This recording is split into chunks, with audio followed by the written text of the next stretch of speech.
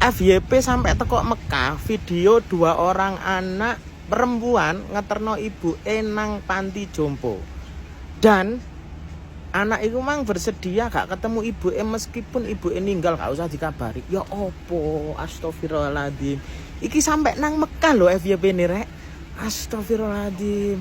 Lapo sih? Salah-salahe wong tua iku tetep kudu dimulyakno lah.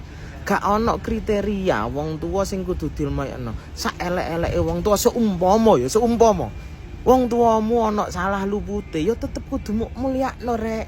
Kok iso dititipno nang panti asuhan terus apa ya?